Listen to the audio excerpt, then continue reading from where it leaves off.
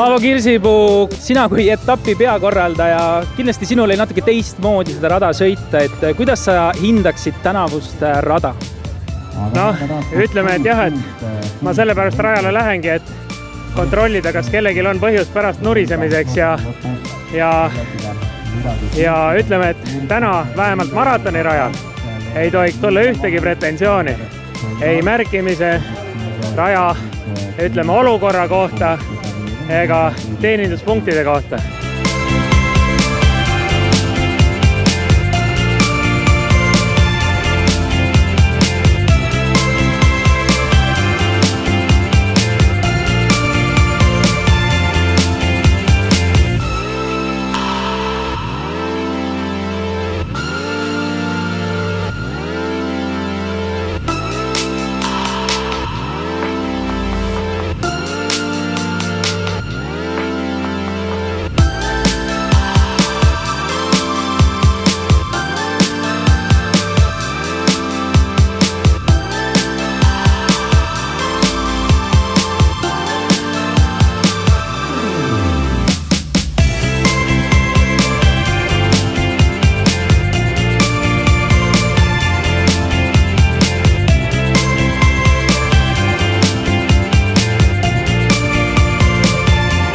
Sõitsime alates mäe finišist viiekesi, ehk siis oma 40 kilomeetrit võib-olla.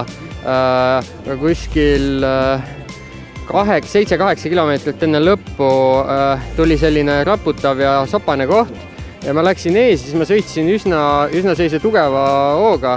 Paar minutit hiljem Gert oli ainuke, kes mul tuules oli ja ütles, et taga on päris suur vahe juba ja siis tulime juba sellise mõnus hooga kahekesi lõpuni ja Gert ütles kuskil kilomeetrine lõppu, et mine esimesena ja niimoodi läks.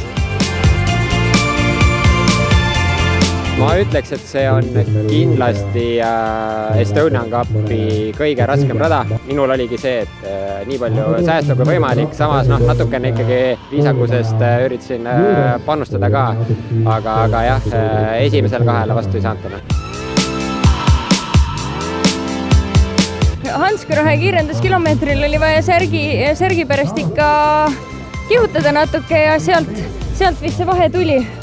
Ta seal Hanskerohel sõitis eest ära jah, et tuli väike vahe sisse ja siis ma natuke kukkusin ka seal ja siis tuli veel suurem, et ja pärast ma enam ei jõudnud ka, et sõitis lihtsalt eest ära, et ei olnud midagi teha. No neid põlde on päris palju, aga kuigi nad alguse osast vähendasid ühte pikemat raputavat lõiku, oli toike liiga pikk. Et kuskil juba seal esimese 10 kilomeetri sees oleks rohkem kruuse tahtnud kõvasti.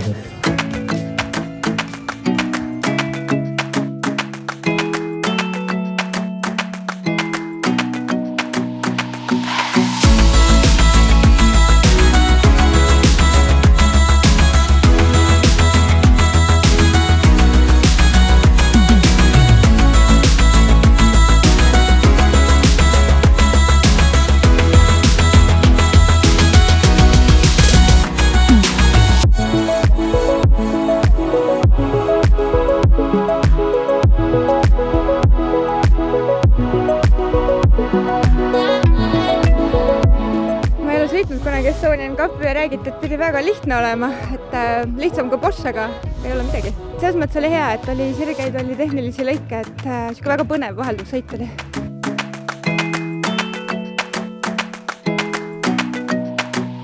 Mis selle raja väsitavaks tegi?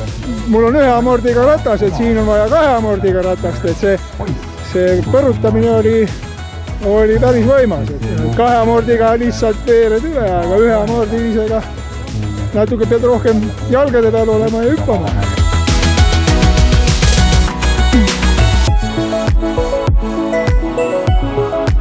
Järgmisel aastal toimuvad siin Eesti meistrivõistlused, eks siis väga hea peaproov. Kui sarnane see rada tuleb järgmine aasta, on see juba paika pandud ja millised plaanid või eesmärgid teil siis järgmise aastaga on? Ütleme jah, et poolmaraton ja maratoni rada jäävad samaks, sest